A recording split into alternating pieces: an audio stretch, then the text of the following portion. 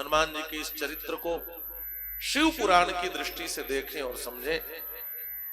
भगवान शिव ही हनुमान जी के रूप में अवतार लिए और दूसरे अर्थों में भगवान शिव के पुत्र हैं श्री हनुमान जी महाराज। शिव पुराण की यह कथा इस बात को स्पष्ट कर रही है। कैसे? एकस्मिन् समये शंभुः अद्भुतोतिकरः प्रभु ददर्श मोहिनी रूपम विष्णु सही वसेत गुणः। आप लोगों ने समुद्र मंथन की कथा सुनी होगी। जब धनवंतरी अमृत लेकर के प्रकट हुए तो जो दैत्य थे वह हाथ से अमृत छीन करके भाग गए। देवता रोते हुए भगवान विष्णु के पास आए। भगवान विष्णु ने कहा, अच्छा रो मत, मैं तुम लोगों को अमृत पिलाऊंगा। भगवान कैसे पिलाओगे? तो भगवान विष्णु ने कहा, एक नया अवतार लेना पड़ेगा। तो भगवान विष्णु ने मोहिनी का अवतार लिया। बोलिए श्री मोहिनी भगवान की जय हो। और मोहिनी का अवतार लेकर के भगवान विष्णु ने देवताओं को अमृत पिलाया, दैत्यों को नहीं पिलाया। क्यों? क्योंकि देवता अच्छाई के प्रतीक हैं और दैत्य बुराई के प्रतीक हैं। अमृत पीने वाला अमर होता है और भगवान भी चाहते हैं समाज में हमेशा अच्छाई अमर हो, बुराई समाज में अमर होने न पाए। भगवान ने अमृत पिलाया, लेकिन जिस मोहिनी रूप को देखकर दैत्य मोहित हो गए, वह रूप, वह लावण्य, वह माधुर्य, वह उनका इठलाना, उनका इतराना, उनकी मुस्कुराहट, अद्भुत रूप धारण किया महाराज। जिस रूप पर सब लोग मोहित हो गए, और तो और छोड़ो, भगवान शिव भी मोहित हो गए। एक दिन भगवान शिव ने एकस्मिन् समये शंभुः, एक समय की बात है, भगवान शिव ने भगवान विष्णु मोहिनी रूप दिखाओ। भगवान विष्णु ने कहा, भोलेनाथ आपको भी क्या क्या मन करता रहता है। अरे मैंने तो उस समय एक उद्देश्य से धारण किया था, लेकिन भोलेनाथ ने कहा, नहीं प्रभु, मुझे आपका मोहिनी रूप बड़ा प्रिय है। ददर्श मोहिनी रूपम विष्णु सही वसेत गुणः। उन्होंने कहा तो ठीक है। और भगवान विष्णु ने भगवान शिव को दिखाने के लिए फिर से मोहिनी रूप धारण कर लिया। बोलिए श्री मोहिनी भगवान की जय हो। ओ महाराज, बड़ी बड़ी आंखें, ओ सुचिक्कन कपोल, गुलाब की पंखुड़ियों की तरह धरोष्ठ, सुंदर सुराही की तरह सुंदर गला, देदीप्यमान मुखमंडल, ओ पतली सी कमर, लचकते हुए, इतराते हुए, इठलाते हुए, नैनों को घुमाते हुए, मंद मंद मुस्कुराते हुए, कंदुक क्रीड़ा करते हुए जब भगवान शिव के पास से मोहिनी रूप बनाकर भगवान विष्णु गुजरे तो भगवान शिव लगे पीछे पीछे दौड़ने। भगवान शिव कहते हैं, रुको रुको, मैं अपने आलिंगन में लेना चाहता हूं, मैं परिश्वंगित करना चाहता हूं। दौड़ पड़े। भगवान विष्णु कहते हैं, अरे भोलेनाथ रुक जाओ, ये क्या कर रहे हो? भगवान शिव कहते हैं, नहीं नहीं, मैं तो आपको आलिंगन में लूंगा, और दौड़े। उसी समय भगवान शिव का तेज बहिर्गमित हो गया, उनका तेज, उनका रेतस बाहर निकल आया महाराज, उस मोहिनी रूप को देख करके। उसी समय सप्तर्षियों ने सोचा कि यह भी किसी लीला के संपादन के लिए ही भगवान शिव ने यह लीला की है। इनका यह जो तेज बाहर निकला है, यह तेज व्यर्थ न जाने पाए, इसलिए सप्तर्षियों ने पवन देवता से कहा कि आप भगवान शिव के इस तेज को ले लो। अब सप्तर्षियों ने एक पत्ते पर राम कार्य के लिए उस तेज को सुरक्षित रख लिया। तद्वीर्यं स्थापयामासु पत्रे सप्तयर्षते प्रेरिता मनसा तेन राम कार्यार्थमादरात्। सप्तर्षियों ने कहा इस तेज का उपयोग राम कार्य में आएगा, और आगे चल करके उन्होंने पवन देवता के माध्यम से तप करती हुई ऋषि गौतम की कन्या जिसका नाम अंजनी है, उस अंजनी के कान के माध्यम से उनके गर्भ में स्थित करा दिया। तैर गौतम सुतायाम तद वीर्यम संभोर महर्षिभिः कर्णद्वारा तथांजन्याम राम कार्यार्थमाहितम। ऋषि गौतम की जो पुत्री है, अहल्या और ऋषि गौतम की पुत्री का नाम है अंजनी। उस अंजना के कान के माध्यम से भगवान शिव के उस तेज को पवन देवता ने भीतर करके स्थापित कर दिया। आगे चल करके भगवान शिव का वह महान तेज ही बानर शरीर वाला होकर के हनुमान जी के रूप में प्रकट हुआ। बोलिए श्री हनुमान जी महाराज की जय। बोलिए श्री हनुमान जी महाराज की जय हो। केसरी किशोर के रूप में श्री हनुमान जी का प्रादुर्भाव हुआ महाराज। इस जब प्रकट हुए तो महाराज प्रकट होते ही इनको भूख लग गई। प्रकट होते ही इनको भूख लगी। अब भगवान सूर्य उसी समय उदित हो रहे थे। अब श्री हनुमान जी महाराज को लगा कि बड़ा ही सुंदर लाल लाल फल है कोई, और फल समझ करके हनुमान जी ने छलांग लगा दी। देखिए अभी पैदा ही हुए हैं, अभी पैदा, और शक्ति देखिए क्या बल है इनमें। छलांग लगा दिए और छलांग लगाकर सूर्य को ही पकड़ लिया और पकड़ करके अपने मुंह में डाल लिया। हनुमान स कपीशानः शिशुरेव महाबलः रविबिंबं भवक्षासु ज्ञात्वा लघु फलम प्रभो।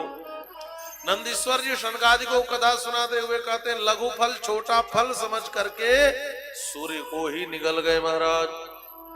बाल समय रविभक्ष लियो तब तीनों लोक भयो अंधियारो। चारों तरफ अंधकार छा गया। अब क्या होगा? सारे देवता प्रार्थना करने लगे, छोड़ दो छोड़ दो छोड़ दो। तब जब सारे देवताओं ने प्रार्थना किया, देव प्रार्थनया तम सो त्यजं ज्ञात्वा महाबलम शिवावतारम च प्राप वरान दत्तान सुरर्षिभिः। देवताओं के प्रार्थना करने के बाद श्री हनुमान जी महाराज ने सूर्य को छोड़ दिया। छोड़ दिया तो देवता लोग प्रसन्न होकर के श्री हनुमान जी महाराज को वरदान प्रदान किए। वरान दत्तान सुरर्षिभिः। देवताओं ने वर प्रदान किया। क्या क्या वर प्रदान किया? इंद्र ने कहा मेरा वज्र इस बालक का कभी कुछ नहीं बिगाड़ सकता। ब्रह्मा जी ने कहा मेरा ब्रह्मास्त्र कुछ नहीं कर सकता। सारे देवताओं ने वरदान प्राप्त किया मेरा अस्त्र इस बालक का कभी कुछ नहीं कर सकता। तो भगवान सूर्य ने कहा यह बालक जब बड़ा हो जाएगा तब मैं इस बालक को विद्याध्ययन कराऊंगा। ऐसा आशीर्वाद भगवान सूर्य ने भी दिया। और श्री हनुमान जी महाराज धीरे धीरे बड़े हो रहे हैं। हनुमान जी की बड़ी सुंदर लीला है।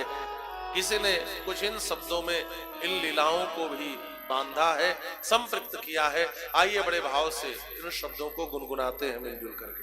आप लोग भी बड़े भाव से ताली की सेवा करते हुए गाएं। जय हो तुम्हारी बजरंग बली। जय हो तुम्हारी बजरंग बली। लेके शिव रूप आना गजब हो गया। जय हो तुम्हारी बजरंग बली। जय हो तुम्हारी बजरंग बली। लेके शिव रूप आना गजब हो गया। त्रेता युग में थे तुम आए द्वापर में भी। त्रेता युग में थे तुम आए द्वापर में भी। कल युग में आना गजब हो गया। जय हो तुम्हारी बजरंग बली। जय हो तुम्हारी बजरंग बली। लेके शिव रूप आना गजब हो गया। जय हो बजरंग बली।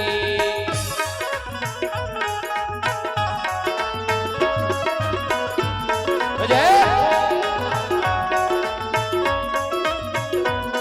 हरि।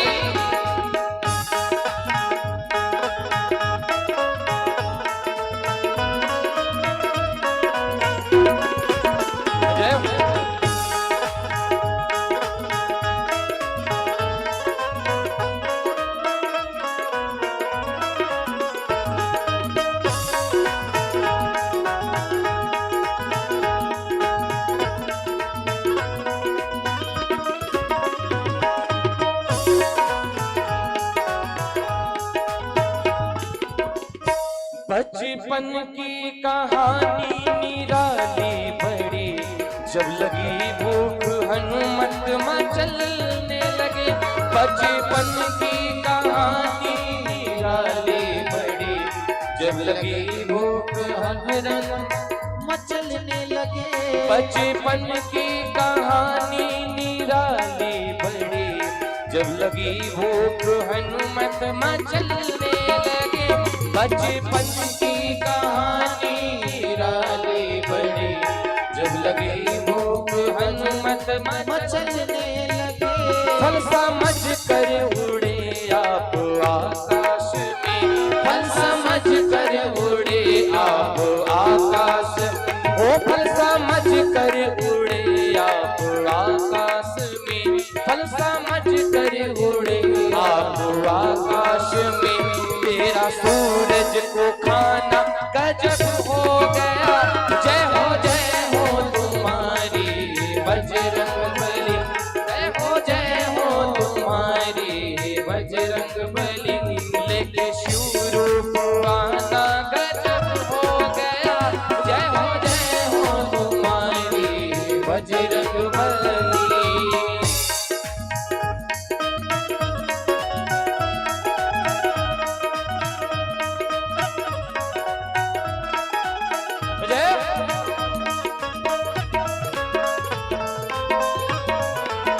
हरि बोल।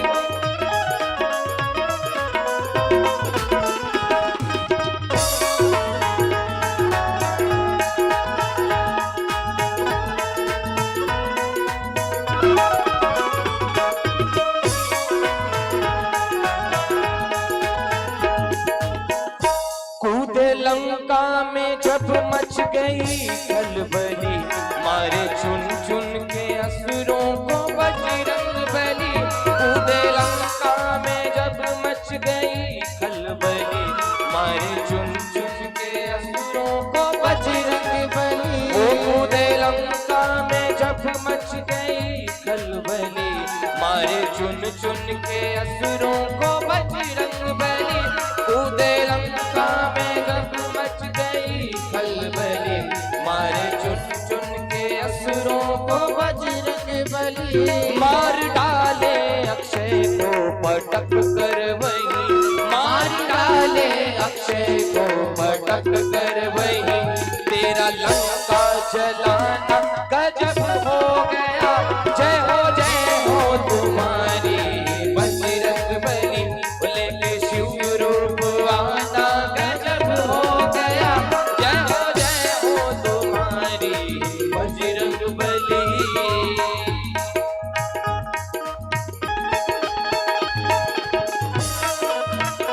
जय हो।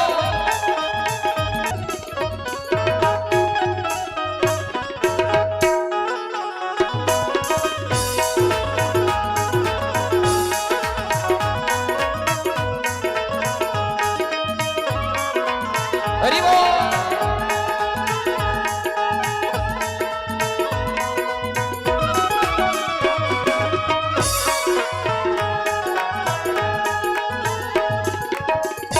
आके शक्ति लगी जो लखन लाल को, राम जी देख रोए लखन लाल को।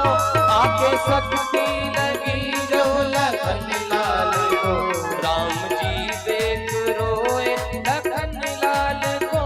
आके शक्ति लगी जो लखन लाल को, राम जी देख रोए लखन लाल को। लेके संजीवन बूटी पवन वेग से, लेके संजीवन बूटी पवन वेग से। पूरा पर्वत उठाना गजब हो गया, लेके संजीवन बूटी पवन वेग से। पूरा पर्वत उठाना गजब हो गया। हो तुम्हारी बजरंग बली, हो तुम्हारी बजरंग बली। लेके शिव रूप आना गजब हो गया, त्रेता युग में थे तुम आए द्वापर में भी। हो त्रेता युग में थे तुम आए द्वापर में भी, तेरा कल युग में आना गजब हो गया। जय हो तुम्हारी बजरंग बली, हो तुम्हारी बजरंग बली, हो तुम्हारी बजरंग बली। श्री हनुमान जी महाराज की जय हो। भगवान शिव हनुमान जी के रूप में अवतार लेकर के आए। भगवान शिव ने यह अवतार लेकर के हम सब जीवों को शिक्षा दी कि एक सेवक का धर्म क्या होना चाहिए, एक दास का जीवन कैसा होना चाहिए। यह शिक्षा देने के लिए श्री हनुमान जी के रूप में भगवान शिव ने अवतार लिया।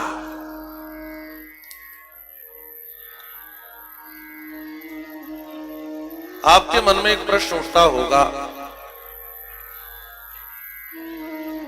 अतुलित बलधामं स्वर्ण शैलाभदेहं धनुजवन कृशानुं ज्ञानिनामग्रगण्यं सकल गुण निधानं वानराणामधीशं रघुपति प्रिय भक्तं वातजातं नमामि। जो अतुलित बल के धाम है वो सुग्रीव की सेवा में क्यों लग गए? और हनुमान जी भी राजा के बेटे हैं महाराज। केसरी जी राजा है, केसरी किशोर है हनुमान जी महाराज।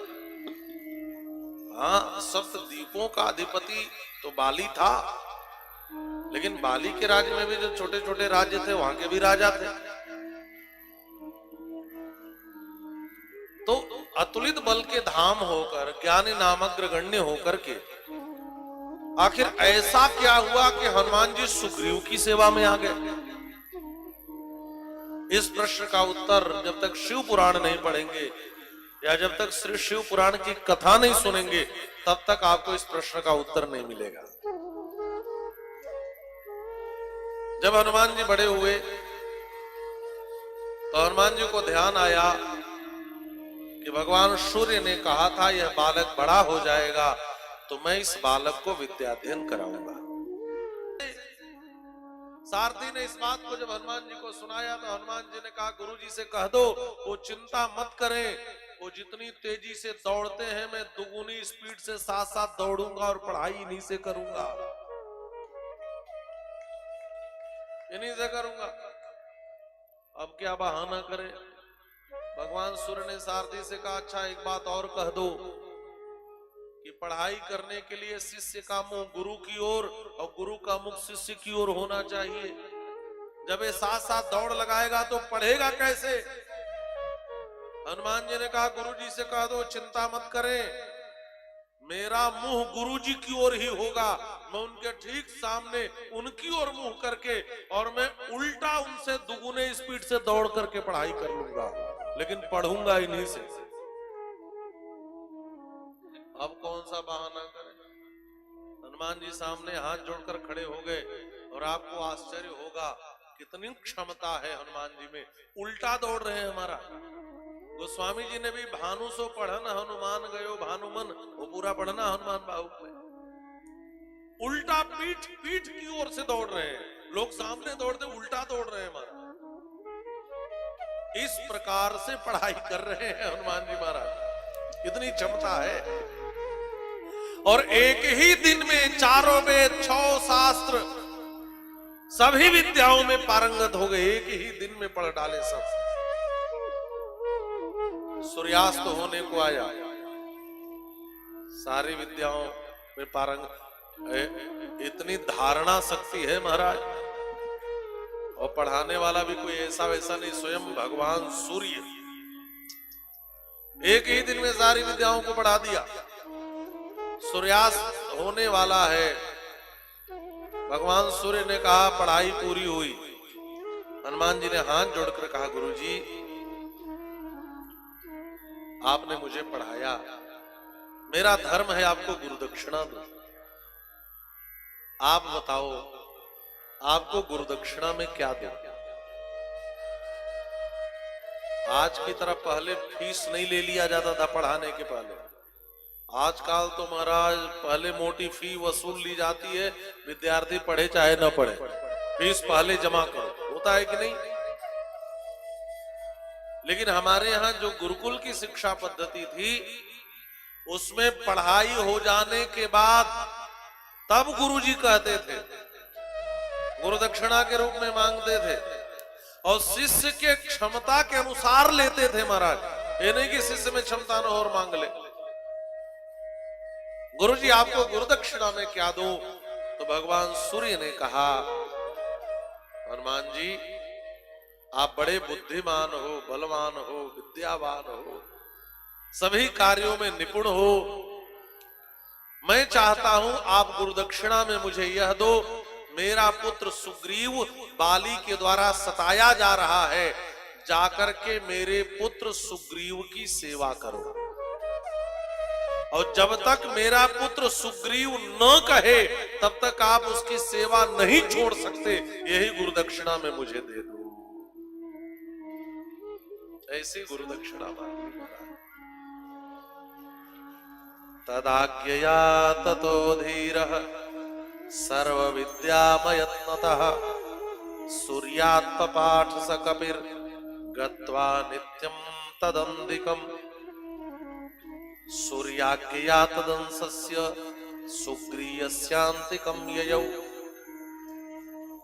आपको पता होगा श्री राम कथा आपने सुनी है, इसके पहले पूज्य श्रीमद जगत गुरु रामानंदाचार्य स्वामी श्री राम स्वरूपाचार्य जी महाराज से आपको पता होगा कि जब भगवान ने देवताओं को आश्वासन दिया कि मैं तुम्हारे लिए नररूप धर करके आऊंगा और रावण का वध करूंगा, कथा आपने सुनी होगी। जनि नरपहु मुनि सिद्ध सुरेशा तुम्हें लाग धरियौ नर वेशा हरियौ सकल भूमि गरुआई निर्भय हो देव समुदाय। भगवान ने कहा देवताओं तुम्हारे लिए मैं नरवेश धारण करके आऊंगा, पृथ्वी के भार को मिटाऊंगा, रावण को कुल खानदान के सहित मार दूंगा। भगवान ने जब आश्वासन दे दिया तो जाम्बवान जी ने देवताओं से कहा सुनो, भगवान ने आश्वासन दिया इसका मतलब आपका कार्य समाप्त हो गया, ऐसा नहीं है। भगवान नर बन करके आएंगे तो तुम सबको भी बानर बन करके आना पड़ेगा और राम जी की सहायता करनी पड़ेगी। तो देवताओं ने कहा महाराज उपदेश ही दोगे कि कुछ आप भी बनोगे? तो ब्रह्मा जी ने कहा मैं पहले से बन चुका हूं, आप क्या बने हो? तो जाम्बवान जी ने कहा पूर्वमेव मया सृष्टो जाम्बवान वृक्ष पुंगवः। मैं पहले से जाम्बवान, ब्रह्मा जी ने कहा मैं पहले से जाम्बवान भालू के रूप में, रीछ के रूप में आ चुका हूं। अब तुम लोग अपने अपने अंश से बानर बन करके आओ। तो सूर्य के अंश से सुग्रीव का जन्म हुआ, इंद्र के अंश से बाली का जन्म हुआ, नल के अंश विश्वकर्मा के अंश से नल का जन्म हुआ, अग्नि के अंश से नील का जन्म हुआ। इस प्रकार से सारे देवता अपने पुत्र है, ध्यान से समझेंगे। सूर्याज्ञात दंसस्य सुग्रीवस्यांतिकम ययौ। जब तक मेरा बेटा सुग्रीव न कहे तब तक जाकर के मेरे बेटे की रक्षा करो, सेवा करो। गुरु दक्षिणा में यही हनुमान जी से मांग लिया। हनुमान जी ने कहा ठीक है गुरुजी, मैं सेवा करूंगा। अपनी मां के पास गए, मां मुझे आज्ञा दो कि मैं गुरु दक्षिणा के अनुसार यह कर सकूं। तो मां ने भी आज्ञा दी। मां अंजनी ने कहा बेटा ठीक है, जाओ और जाकर के सुग्रीव की सेवा करो। मातुराज्ञा मनु प्राप्य रुद्रांशः कपि सत्तमः। और उसी समय श्री हनुमान जी महाराज आ गए किष्किंधा। इधर सुग्रीव की स्थिति बड़ी गंभीर है। ज्येष्ठ भ्रात्रा बालिना ही स्वस्त्री भोक्त्रा तिरस्कृतः ऋष्यमूक गिरौ तेन न्यवत्सत्स हनुमता। इधर बाली ने अपने भाई को मार करके घर से बाहर निकाल दिया है और सुग्रीव की पत्नी को छीन करके अपने पास रख लिया है। यहां पर एक ऋष्यमुख पर्वत है, उसी पर श्री सुग्रीव जी निवास करते हैं। ऋष्यमुख पर्वत पर क्यों निवास करते हैं? का यह बाली हर जगह जा सकता है लेकिन ऋष्यमुख पर्वत पर नहीं आ सकता। क्यों? क्योंकि बाली को श्राप है। यह ऋष्यमुख पर्वत पर आएगा इसके सिर के 100 टुकड़े हो जाएंगे। इस शाप की वजह से बाली ऋष्यमुख पर्वत पर नहीं आ सकता। एक बात और, यदि हम इसका आध्यात्मिक पक्ष देखें, एक बात और यहां पर स्पष्ट होती है कि सुग्रीव है जीव, बाली है कर्म। कर्म जीव को बड़ा सताता है, महाराज सताता है कि नहीं? और कर्म के भय से जीव भागता रहता है। संसार में कहीं भी भाग कर चले जाओ, कर्म आपका पीछा नहीं छोड़ेगा। कर्म कहां पीछा छोड़ता है? ऋष्यमुख पर्वत पर, जहां पर संत निवास करते हैं। कर्म जीव का हर जगह पीछा करता है, लेकिन ऋष्यमुख पर्वत का तात्पर्य है सत्संग का पर्वत। सत्संग के पर्वत पर कर्म पीछा नहीं करता। आप लोग कथा में बैठे हैं, यहां पर कथा में बैठने के बाद कर्म आपका पीछा नहीं कर सकता। कर्म हर जगह पीछा करता है, सत्संग में पीछा नहीं करता। इसीलिए सुग्रीव ऋष्यमुख पर्वत पर रहते हैं, क्योंकि बाली को श्राप है। हनुमान जी भी इसी ऋष्यमुख पर्वत पर सुग्रीव जी के साथ रह करके सुग्रीव की सेवा करते हैं। आगे चल करके भगवान श्री राम वन में आए। अपने पिता के वचन को सत्य करते हुए 14 वर्ष के लिए जब राम जी वन को आए और पंचवटी में निवास कर रहे थे, वहीं पर वह रावण श्री जानकी जी का अपहरण करके ले गया। भगवान श्री राम श्री सीतान्वेषण करते हुए आगे बढ़े। क्रौंचारण्य में पहुंचे, फिर मतंग वन में पहुंचे।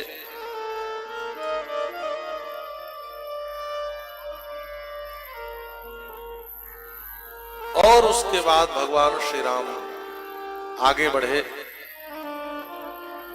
जब किष्किंधा के पास राम जी पंपा सरोवर के किनारे से आगे बढ़ रहे थे, उसी समय सुग्रीव की दृष्टि भगवान श्री राम पर गई और सुग्रीव के मन में एक ही बात आई कि बाली तो यहां आ नहीं सकता, क्योंकि बाली को श्राप है। आ नहीं सकता तो क्या किसी को मारने के लिए भेज तो सकता है? पठवा बाली होई मन महिला, जरूर बाली ने ही मुझे मारने के लिए भेजा है। देखने में दोनों वीर लग रहे हैं, कंधे पर धनुष है, पीठ पर तरकस है, दोनों वीर जरूर बाली ने मुझे मारने के लिए भेजा है। एक बार तो सुग्रीव के मन में एक बात आई कि चलो भाग चले। भागे। बाली बलवान इनसे ज्यादा है, लेकिन दौड़ने में सुग्रीव से कमजोर है। सुग्रीव जी दौड़ने लगते तो बाली दौड़कर कभी पकड़ नहीं पाता था। तो सुग्रीव जी के पास जो इनका सबसे बड़ा बल है वह दौड़ लगाने का है। भागो तुरंत तजो यह सहेला, पठवा बाली होई मन महिला। सुग्रीव जी ने पहले तो निर्णय लिया कि भागता हूं, तब तक हनुमान जी पर दृष्टि गई। तो सुग्रीव जी ने विचार किया कि भाई मैं समझ नहीं पा रहा हूं कि आने वाले शत्रु हैं कि मित्र हैं, और जब अपनी दृष्टि कार्य न करे तो हम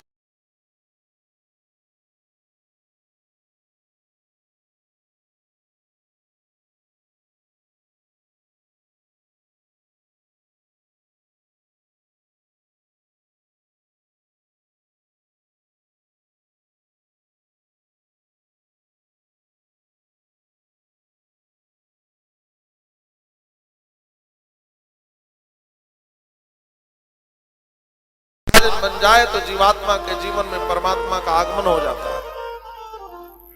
सुग्रीव जी ने हनुमान जी से कहा, ये हनुमान जी मैं समझ नहीं पा रहा हूं ये आने वाले जो दोनों वीर हैं यह शत्रु हैं कि मित्र हैं, लेकिन मुझे आप पर भरोसा है। आप इनके पास जाइए और इनसे बातचीत करिए। यदि शत्रु पक्ष के होंगे तो वहीं से इशारा कर दीजिएगा, मैं ऐसा भागूंगा कि मुझे कभी पकड़ नहीं पाएंगे।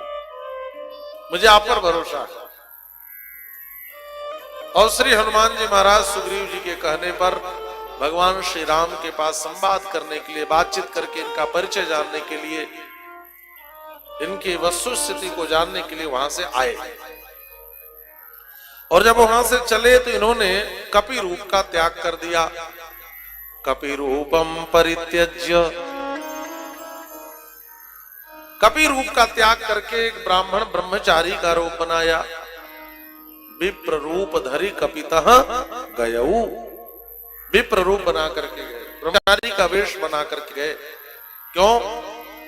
क्योंकि बंदर के रूप में जाऊंगा तो सठ बुद्धितया कपि, ब्राह्मणों वानरों की सठ बुद्धिता बहुत प्रसिद्ध है, और कोई भी सभ्य व्यक्ति वानर से तो बात नहीं ही करेगा। इसलिए श्री हनुमान जी महाराज विप्र का रूप धारण करके राम जी के पास गए। एक बात और यहां समझने वाली है, शूर्पणखा ने रावण से कहा, रावण श्री राम ने खर दूषण त्रिसरा आदि का वध कर दिया, 14,000 सैनिकों को अकेले मार दिया, और तुम यहाँ करसी पान सोवस दिन राती शराब पी करके दिन रात सो रहे हो। राजा को तो चाहिए वह इन चक्षुओं को बंद करके सोए भी तो नीति की आंखों से जगे, जागरती नए चक्षुषा। जिस राजा की नीति समाप्त हो जाती उस राजा को समाप्त होने में देर नहीं लगता। रावण ने बात सुनी और रात भर करवट बदलता रहा, नींद नहीं आई।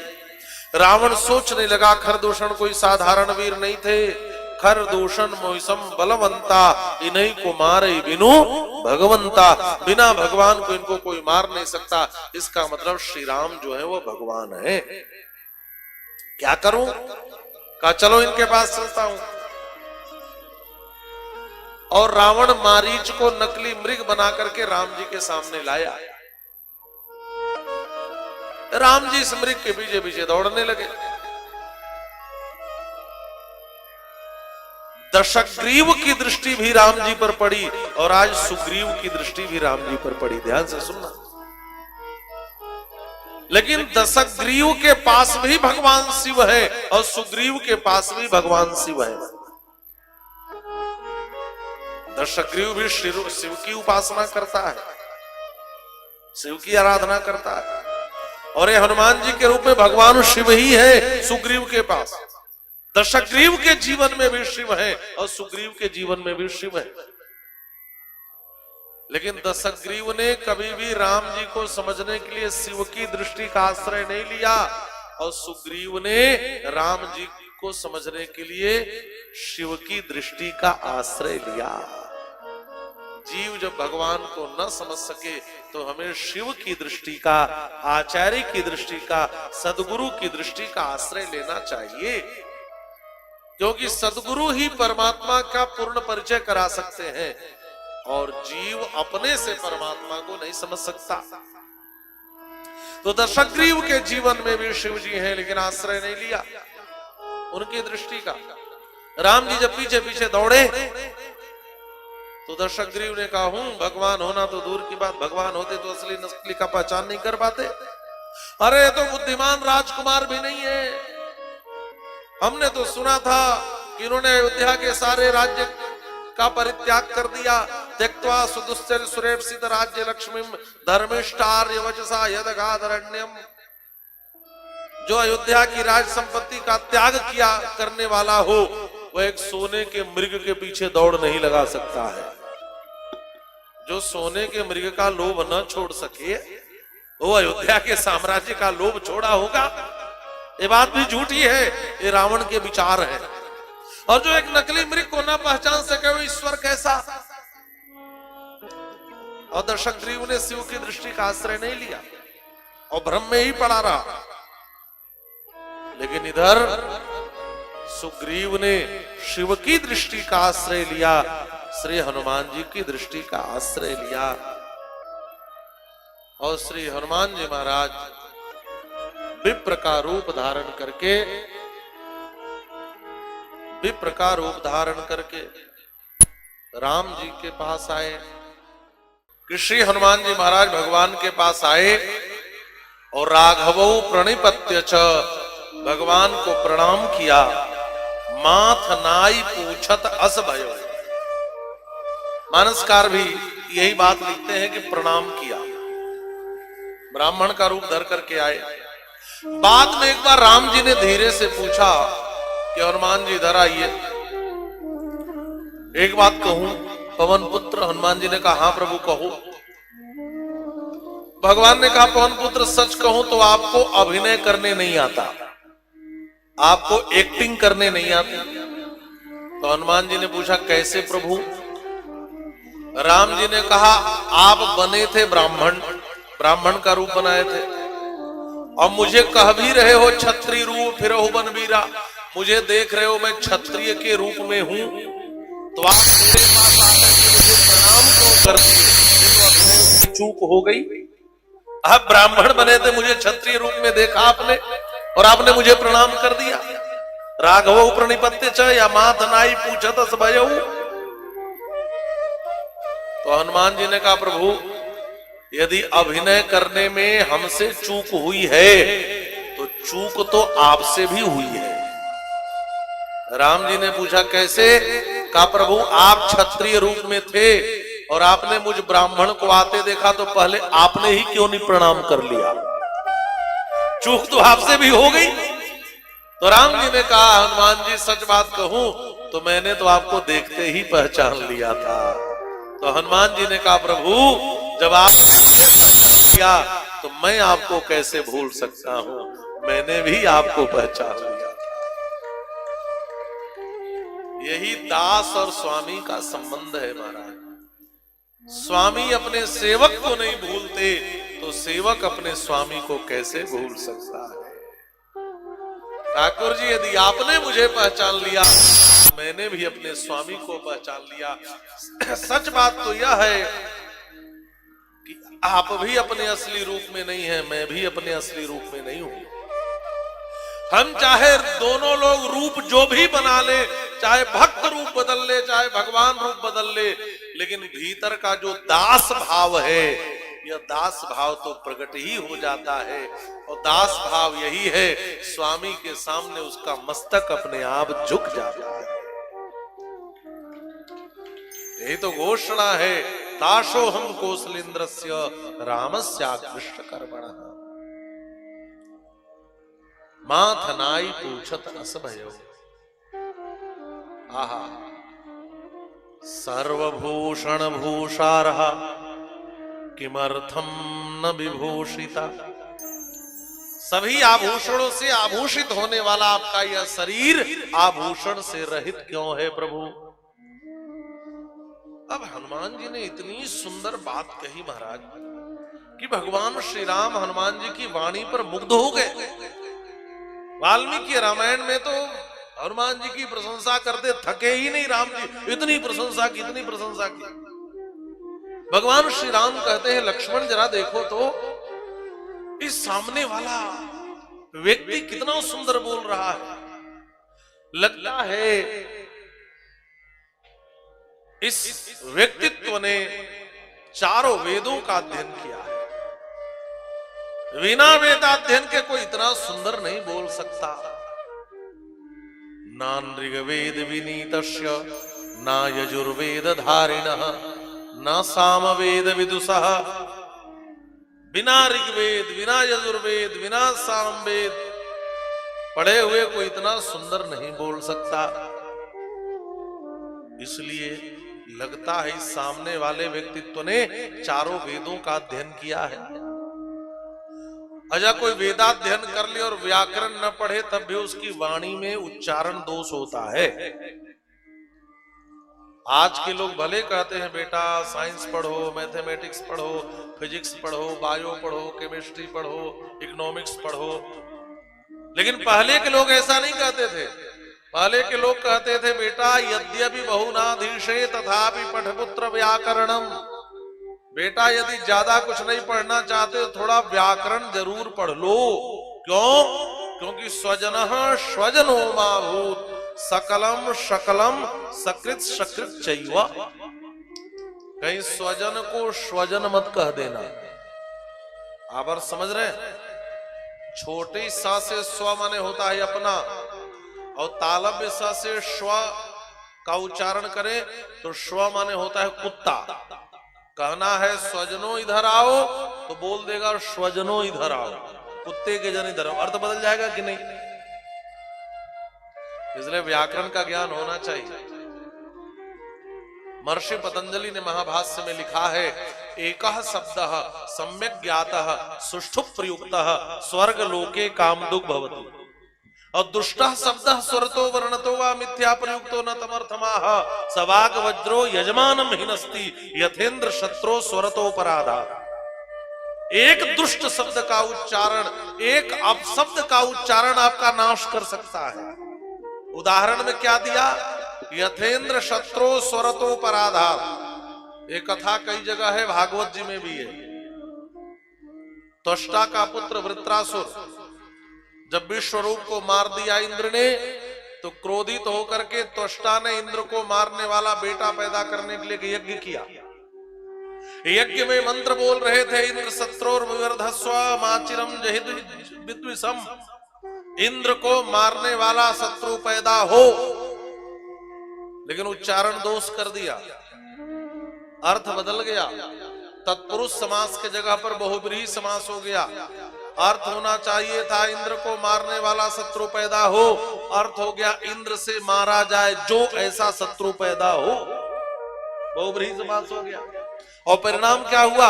वृत्रासुर इंद्र को नहीं मार पाया, इंद्र ने ही वृत्रासुर को मार दिया। एक शब्द के गलत उच्चारण से वृत्रासुर मारा गया। यथेन्द्र शत्रो स्वरतोपराधात्। इसलिए बिना व्याकरण के अध्ययन के मंत्रोच्चार करना, वाणी का प्रयोग करना उचित नहीं है। हमारा आजकल तो आप देखेंगे, आजकल हम सुनते हैं लोग कैसे उच्चारण करते हैं। नई स्टाइल चली है। अंग्रेजी की तरह लोग संस्कृत और हिंदी शब्दों को बोलने लगे। आजकल लोग कहते हैं जय श्री कृष्णा, कृष्णा कहते हैं। अब आपने आ का प्रयोग कर दिया तो कृष्ण का बोध नहीं होगा। व्याकरण में यदि आ लगा दो तो स्त्रीवाची हो जाएगा, कृष्णा का अर्थ द्रौपदी हो जाएगा। बात समझ में आ रही है? योग को लोग योगा बोलते हैं। आप विचार करो महाराज, उच्चारण दोस्तों ऐसा है। गुजराती लोग तो कृष्ण नहीं बोल पाते, कृष्ण कहते हैं।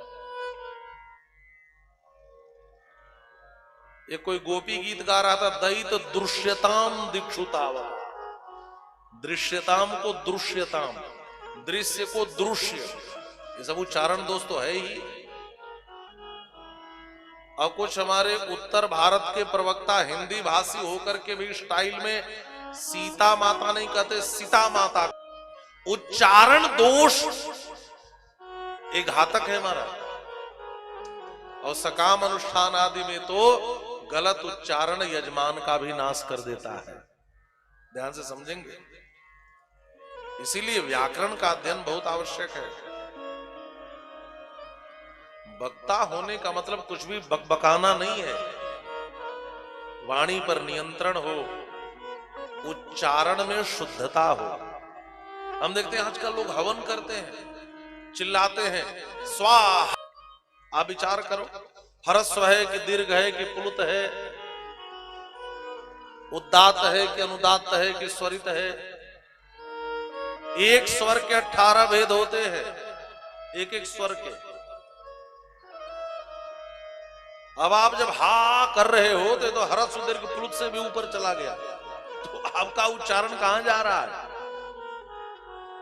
राम जी भैया लक्ष्मण से कहते हैं, ये जो सामने वाला व्यक्ति है ना, नान ऋग्वेद नूनम व्याकरणम कृष्णम अनेन बहुधा श्रुतम बहुव्याहरता नेन न किंचित अपशब्दितम। आहा, देखो तो महाराज हनुमान जी बोल रहे हैं ना, तो इसमें व्याकरण परिनिष्ठित वाणी है।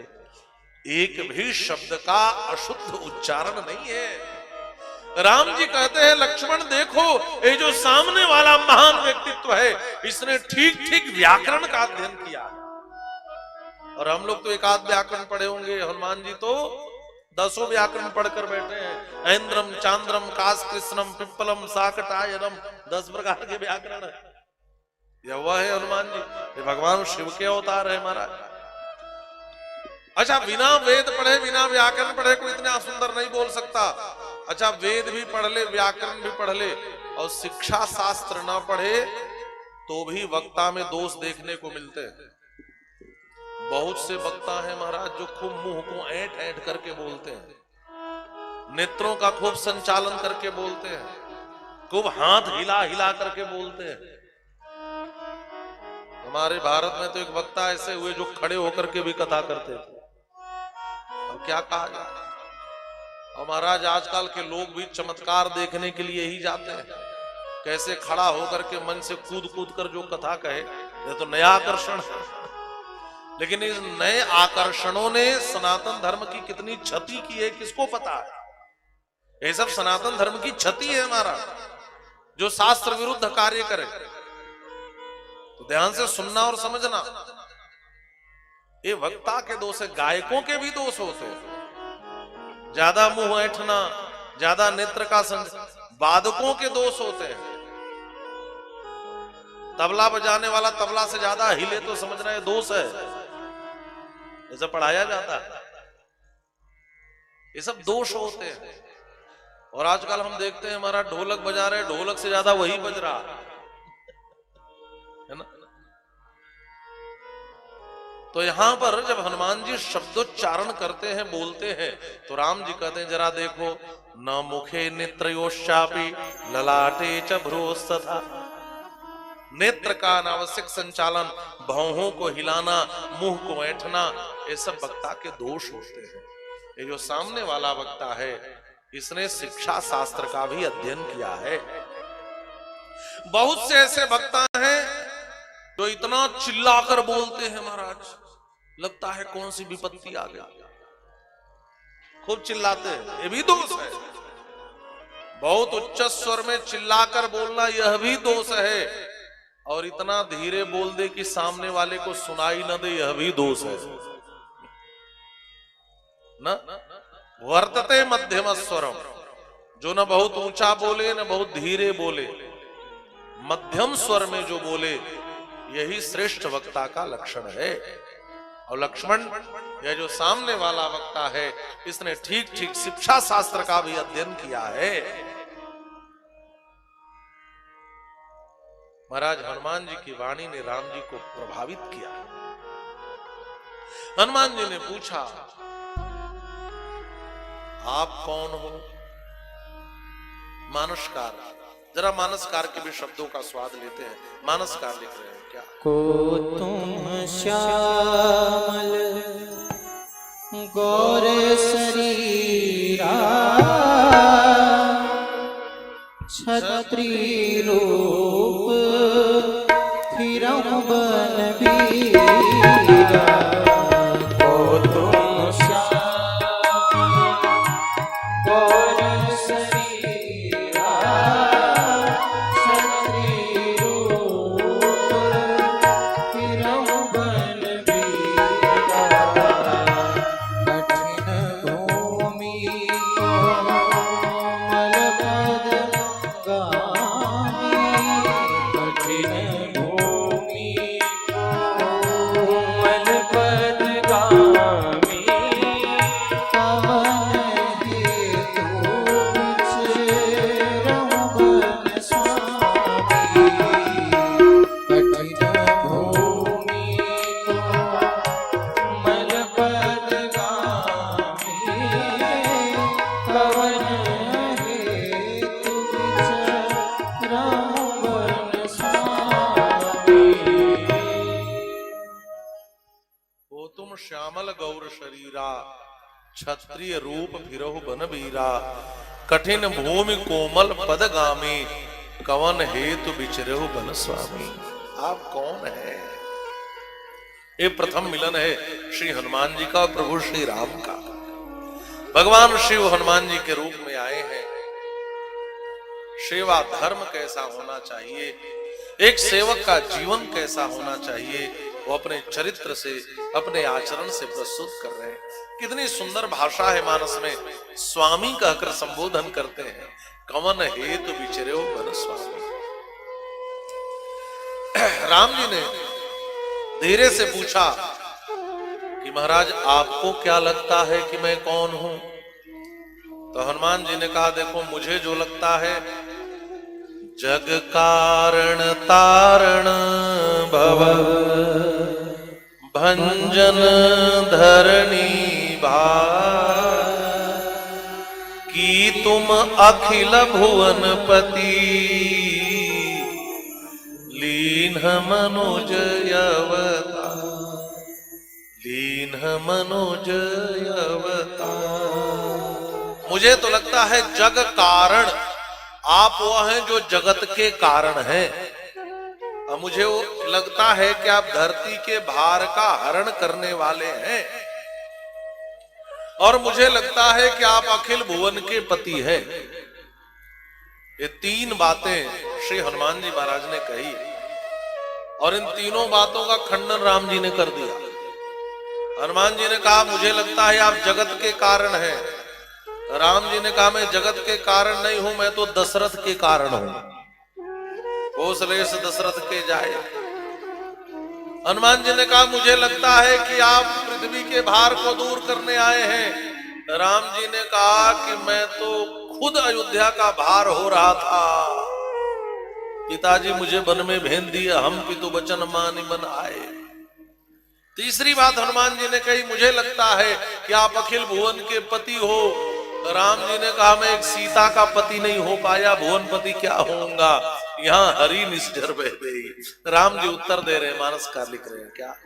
कौशलेश दशरथ के जाए हम भी तो बचाना मानी बन आए। कौशलेश दशरथ के जाए हम भी तो बचाना मानी बन आए। नाम राम लक्ष्मण दो भाई संग नारी सुत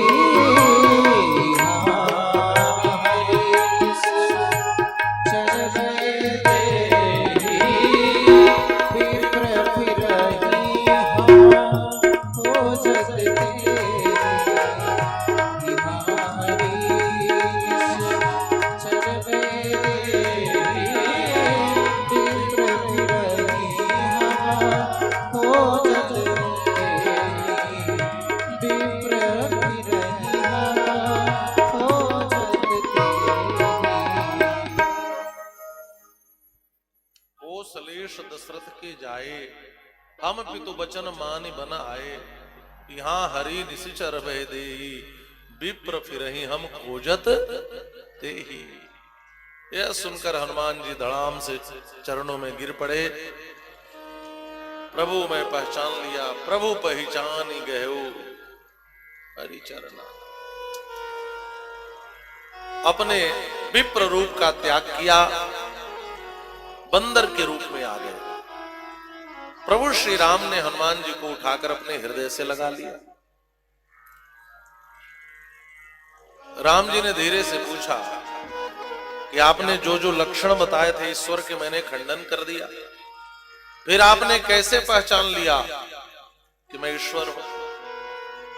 हनुमान जी ने कहा, प्रभु यही तो ईश्वरत्व है,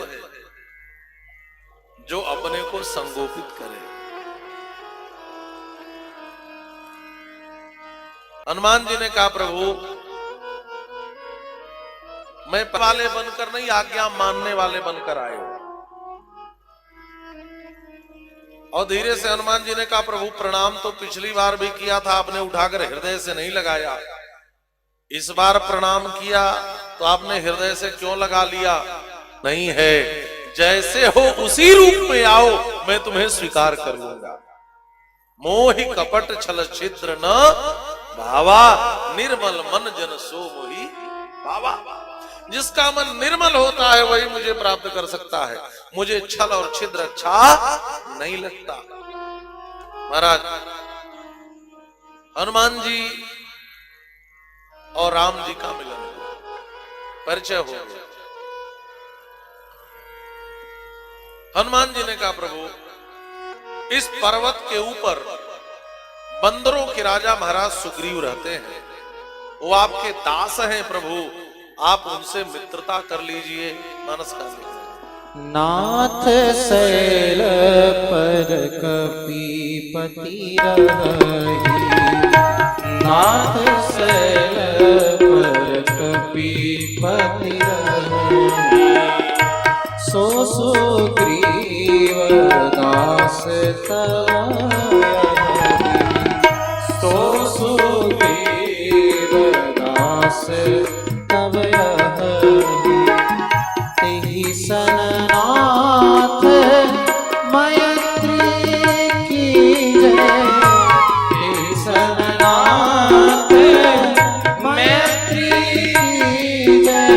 दीन जानी तेहि अभय करीजय, दीन जानी तेहि अभय करीजय, दीन जानी तेहि अभय करीजय। हनुमान जी ने कहा, प्रभु नाथ शैल पर कपीपति रहे, इस पर्वत के ऊपर बंदरों के राजा रहते हैं। तो राम जी ने धीरे से पूछा कि हनुमान जी कहीं, तो आपने मैया से क्या कहा, पिता दीन मोहि कानन राजू।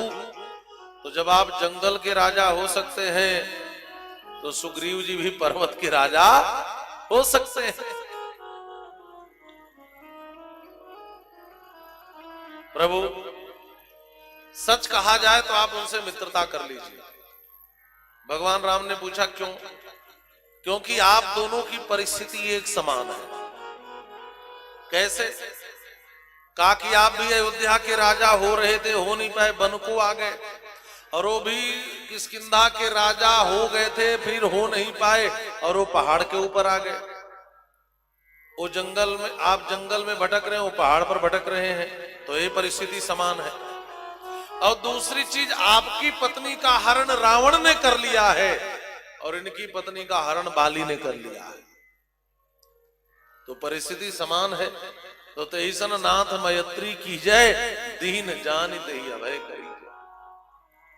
राम जी ने कहा, हनुमान जी यदि समान परिस्थिति वाले आपस में मित्रता भी कर ले तो उससे लाभ क्या होगा? अमीर और गरीब की मित्रता होगी अमीर जाएगा। धनी और सामान्य की मित्रता होगी तो धनी से सामान्य को लाभ हो जाएगा। पढ़े लिखे की अनपढ़ से मित्रता होगी तो अनपढ़ को पढ़े लिखे से लाभ हो जाएगा। लेकिन दो समान परिस्थिति वाले आपस में मित्रता कर ले, दो गरीब मित्रता कर ले, दो अनपढ़ मित्रता कर ले, तो लाभ क्या होगा? ये तो बात वैसी ही हुई कि एक बार एक मध्य प्रदेश में जगह है रामपुर, उस रामपुर के रेलवे स्टेशन पर आधी रात को एक ट्रेन रुकी और दो यात्री नीचे उतरे। दोनों एक ही गांव के थे। वहां से गांव की दूरी 5 किलोमीटर की थी और दोनों निहायत डरपोक थे। लेकिन दोनों उतरे और एक दूसरे को देखे तो सोचे कि भाई पूछ ले, रात में ही निकल लेंगे यदि उसी गांव का होगा तो, नहीं तो रात भर स्टेशन पे गुजारनी पड़ेगी। उसने पूछा कहां जाओगे, तो उसने भी उसी गांव का नाम बताया जिस गांव इसको जाना था। तो उसने कहा चलो एक से भले दो, मैं तो बड़ा डरपोक हूं, सामने वाला थोड़ी डरपोक होगा, इसके साथ मैं भी गांव चला जाऊंगा, रात भर कौन स्टेशन पे रहे। आधी रात को, अच्छा दोनों डरपोक थे, वो उसके भरोसे चला, उसके भरोसे चला, दोनों डरपोक। और जब गांव 1 किलोमीटर बचा तो एक पीपल का पेड़ था गांव जहां से शुरू होता था। अब पीपल के पेड़ को देखकर दोनों के पांव थोड़े थोड़े कांपे। एक ने दूसरे से पूछा सुनो तुमने इस पीपल के बारे में कुछ सुना है क्या? उसने कहा मैंने तो सुना है इस पर प्रेत रहता है। उसने कहा सुना तो मैंने भी है। काहे की बात बताओ, सच बताना, तुम डरते तो नहीं हो? उसने कहा तुम सच बताओ तुम डरते हो कि नहीं? दूसरे ने कहा मैं तो बहुत बड़ा डरपोक हूं, तुम्हारे भरोसे आया हूं। उसने कहा मैं तो तुमसे भी बड़ा डरपोक हूं, तुम्हारे भरोसे आया हूं। कहा क्या होगा? कहा भागो, कहा भागो। और दोनों उल्टे पांव भागे। 1 किलोमीटर आगे भागे होते तो गांव पहुंच जाते, लेकिन डर के मारे उल्टा भागे और फिर स्टेशन आ गए। बात समझ में आ गई? दो डरपोक की मित्रता भी हो जाए तो कौन सा लाभ, दो समान परिस्थिति वाले दोस्त भी बन जाए तो क्या लाभ। तो राम जी ने कहा आप कहते हो दोनों की परिस्थिति समान है, हम मित्रता भी कर ले तो लाभ क्या होगा? हनुमान जी ने कहा प्रभु परिस्थिति समान है लेकिन मनस्थिति समान नहीं है। क्यों? क्योंकि सुग्रीव पहाड़ पर बैठकर रो रहे हैं, लेकिन आप तो घूम घूम करके गा रहे हैं। आपन चरित्र कहा मैं गाई, विप्र कहो निज कथा बुझाई। जो अपने चरित्र को गा गा करके सुनाए, इससे सिद्ध होता है कि मनस्थिति में अंतर है। देखिए परिस्थिति तो एक गरीब के घर की और एक फकीर के घर की समान होती है। दोनों के पास भौतिक संसाधनों का अभाव होता है, दोनों झोपड़ी में कुटिया में रहते हैं। गरीब की भी कुटिया होती है, फकीर की भी कुटिया होती है। दोनों के कुटिया में कोई संसाधन नहीं होते, दोनों के पास अभाव होता है। लेकिन गरीब अभाव का रोना जीवन भर रोता रहता है, लेकिन फकीर उसी कुटिया में रहकर अभाव में नहीं रोता, वो तो भगवान के भाव में डूबकर नाचता रहता है। परिस्थिति समान है लेकिन मनस्थिति समान नहीं है। इसलिए प्रभु तहिसन नाथ मैत्री कीजय, दीन जानित ही अभय करीजय। तो राम जी ने कहा ठीक है हनुमान जी आप कह रहे हो तो मित्रता कर लूंगा, जाओ सुग्रीव को बुला करके ले आओ। हनुमान जी जानते हैं इतना बड़ा डरपोक है कि वो पर्वत छोड़कर नीचे नहीं आएगा, वो तो इनको देख के ही भाग रहा था। मैं कितना भी समझाऊं, डरपोक को आप कितना भी समझा लीजिए, वो समझने वाला नहीं होता। हनुमान जी जानते हैं डरपोक है, आएगा नहीं, लेकिन इसका कल्याण तो कराना ही है। और जब तक परमात्मा न मिले तब तक जीवात्मा का कल्याण होना नहीं है। देखिए हनुमान जी की भूमिका एक सदगुरु की भूमिका है, एक आचार्य की भूमिका है। आचार्य एक जीव के जीवन में कितनी बड़ी भूमिका निभा सकता है, इसके उदाहरण श्री हनुमान जी महाराज। और भगवान शिव ही हनुमान जी के रूप में अवतार लेकर शिव पुराण की कथा बता रही है कि कैसे जीव का कल्याण करते हैं। प्रभु सुग्रीव यहां नहीं आ पाएगा। राम जी ने कहा क्यों? कहा प्रभु सुग्रीव बीमार है, सुग्रीव बीमार है। तो तो राम जी ने कहा नियम तो यही है कि जो बीमार हो डॉक्टर के पास चल करके आए। हनुमान जी ने कहा प्रभु नियम तो यही है, लेकिन जब इमरजेंसी हो जाती है तो डॉक्टर को ही मरीज के पास जाना पड़ता है। ये आईसीयू में भर्ती मरीज है, ये हिलने डुलने की लायक नहीं है, इसलिए कृपा करके हमको ही वहां पर चलना पड़ेगा। प्रभु भगवान ने कहा हनुमान जी मैं ईश्वर हूं। ईश्वर ऊपर से नीचे उतरता है तो कहा जाता है भगवान का अवतार हो रहा है। ईश्वर नीचे से ऊपर चढ़े, भगवान यदि पर्वत पर चढ़े तो इसमें तो ईश्वर की मर्यादा नहीं रहेगी। तो हनुमान जी ने कहा प्रभु जीव ईश्वर ऊपर से नीचे आता है तो अवतार कहा जाता है, लेकिन जीव ऊपर से नीचे आता है तो लोग कहते हैं इसका पतन हो रहा है। कहते हैं कि नहीं? यदि सुग्रीव ऊपर से नीचे आएगा तो लोग कहेंगे ऊपर से नीचे आना तो गिरना है, पतन होना है। तो जीव ऊपर से नीचे आए तो इसमें उसकी मर्यादा नहीं, और ईश्वर नीचे से ऊपर जाए तो इसमें उसकी मर्यादा नहीं। मर्यादा कैसे बचेगी? हनुमान जी ने कहा प्रभु एक बीच का रास्ता है। क्या? कहा आप मेरे पीठ पर बैठ जाइए, जीव को ऊपर से नीचे नहीं आना पड़ेगा और आपको भी नीचे से ऊपर नहीं चढ़ना पड़ेगा। आप मेरे पीठ पर बैठ जाइए और मैं सुग्रीव के पास चल करके आपको पीठ के ऊपर से नीचे उतारूंगा तो आपकी मर्यादा रह जाएगी, क्योंकि ईश्वर तो ऊपर से नीचे उतरता है। तो आप मेरे पीठ के ऊपर से नीचे उतर जाना, आपकी भी मर्यादा बच जाएगी और सुग्रीव की भी मर्यादा बच जाएगी। आप मेरे पीठ पर बैठ जाओ। पृष्ठमारोप्य तौ वीरौ जगाम कपिकुंजरः। श्री हनुमान जी महाराज ने प्रभु श्री राम और भैया लक्ष्मण को अपने पीठ पर बैठा लिया। और गोस्वामी तुलसीदास जी भी महाराज लिखते हैं लिए दोनों जनी पीठ चढ़ाई। ये सीरियल वाले भले दिखा दे कंधे पर बिठा कर ले जा रहे थे, लेकिन मानसकार कहते हैं पीठ पर बैठाया। महर्षि वाल्मीकि लिखते हैं श्रीमद् वाल्मीकि रामायण में पृष्ठमारोप्यतो वीरो, पीठ पर बैठाया। पीठ पर क्यों बैठाया? हनुमान जी कहते हैं प्रभु मैंने सुना है आपको पीठ बहुत प्रिय है, आप गरुड़ के पीठ पर बैठ करके बहुत उड़े होंगे, आज जरा हनुमान के पीठ पर बैठ करके भी उड़ लीजिए, इसलिए मेरे पीठ पर बैठ गए। हमने सुना है प्रभु जब आप किसी यज्ञ में पधारते हो तो यज्ञ की वेदियों में जो प्रधान पीठ होता है आप उसी पीठ पर विराजित होते हो, इसलिए मैं भी आपको अपने पीठ पर बैठाऊंगा। लिए दोनों जनी पीठ चढ़ाई, पृष्ठमारोप्यतो वीरो जगाम कपिकुंजरः। प्रभु आप सूर्यवंशी हो, और सूर्य उदित कहां से होता है? कहा सूर्य मेरु से उदित होते हैं, मेरु पर्वत से। और हमारे शरीर में मेरुदंड कहां है? का पीठ पर है। यदि सूर्य मेरु पर्वत से उदित होते हैं, आप भी सूर्यवंशी हो, तो मैं भी आपको वहीं बैठा करके ले चलूंगा जहां मेरुदंड होता है, इसलिए पीठ पर बैठा लिया। लिए दोनों जन पीठ चढ़ाई, पृष्ठमारोप्यतो वीरो जगाम कपिकुंजरः। अथवा प्रभु मैं महावीर हूं। महावीर, हनुमान जी को महावीर क्यों कहा जाता है? इस पर बड़ी व्याख्या है, आप लोग YouTube में जाकर के मेरे YouTube चैनल पर सुन लेंगे। बात लंबी हो जाएगी, समय बहुत कम है मेरे पास, लेकिन एक बात केवल बता दूं, राम जी से बड़ा वीर कोई नहीं है, लेकिन जो राम जी को भी अपने बस में कर ले उसको तो महावीर ही कहा जाता है।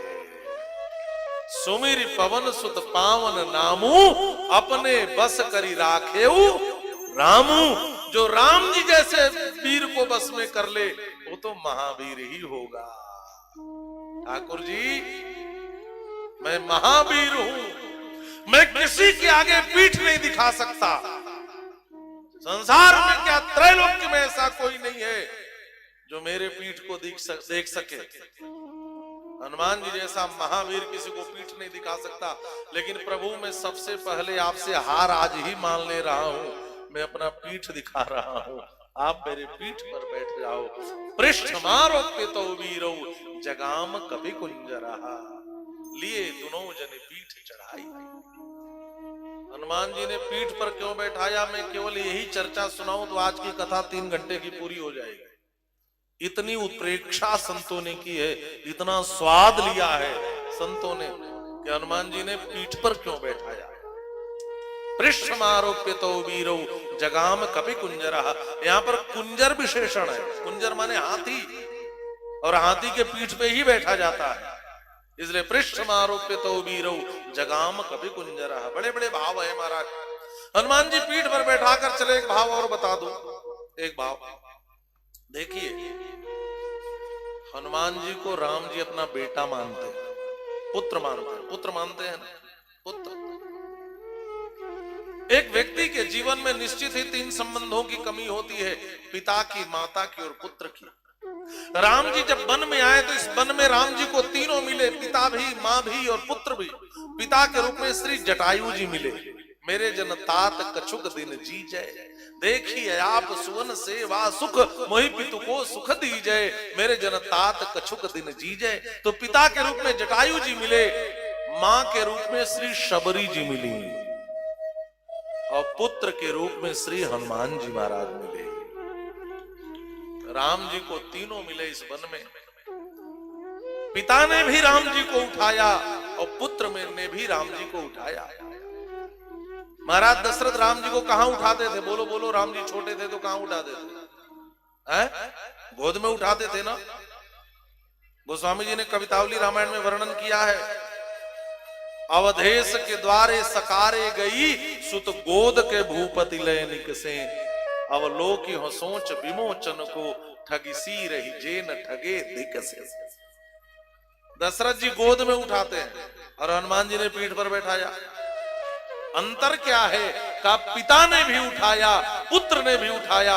अंतर यह है, जो लोग गोद में किसी को उठाते हैं उसको स्वयं पकड़ते हैं, और कोई पीठ पर बैठता है तो पकड़ करके बैठता है। बैठता है कि नहीं बैठता है? आप किसी को गोद में उठाएंगे तो आपको उसको पकड़ना पड़ेगा। हनुमान जी का तात्पर्य है, प्रभु आपको कोई पकड़ना चाहे तो आप उसकी पकड़ से छूट जाते हो, लेकिन आप किसी को पकड़ लो तो वह आपकी पकड़ से छूटने वाला नहीं है।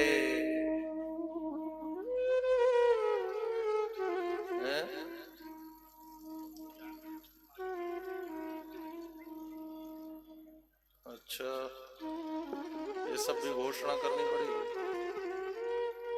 देखो भैया, कोई पप्पू जागिन जी हैं महुआ वाले, उनकी माता जी की तबीयत खराब है तो अपने माता जी के पास चले गए। पप्पू जागिर जी महुआ वाले, उनकी माता जी की तबीयत खराब है, सूचना आई है, तो अपने माता जी के पास चले जाएं। बोलिए श्री हनुमान जी महाराज की जय हो। तो निवेदन कर रहा था कि हनुमान जी ने कहा, प्रभु कोई जीव आपको पकड़ना चाहे तो आप छूट जाते हो, लेकिन आप जिसको पकड़ लेते हो कभी छूटता नहीं है।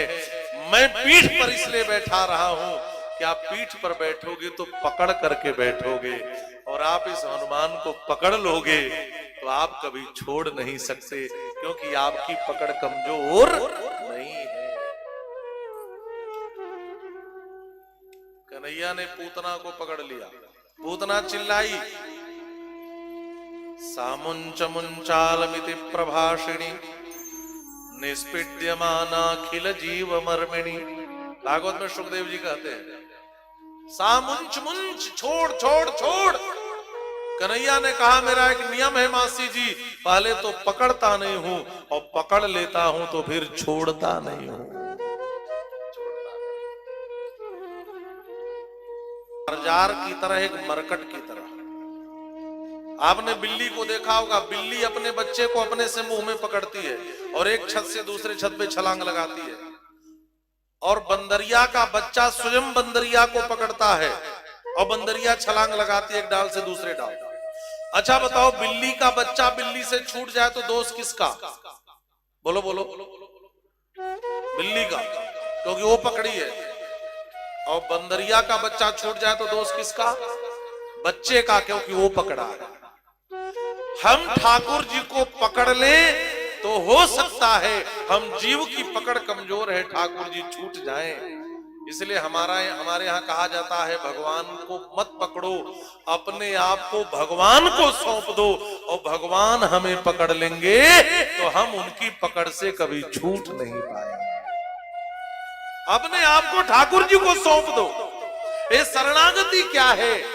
हमारे यहाँ जो शरणागति होती है, शरणागति का तात्पर्य है अपने आप को ठाकुर जी को समर्पित कर देना, सौंप देना। मानो हनुमान जी ने पीठ पर बैठाया, इसका तात्पर्य है, हे प्रभु आपकी पकड़ मजबूत है, आप मेरे पीठ पर बैठ जाओ। और हनुमान जी इन दोनों को बिठा करके यहां से चले महाराज। ऐसे श्री हनुमान जी महाराज हैं, ऐसे हमारे वीर हनुमान जी जो अति बलवान हैं, दोनों भाइयों को पीठ पर लेकर आ रहे हैं। हनुमान जी खुशी से आनंदित हैं।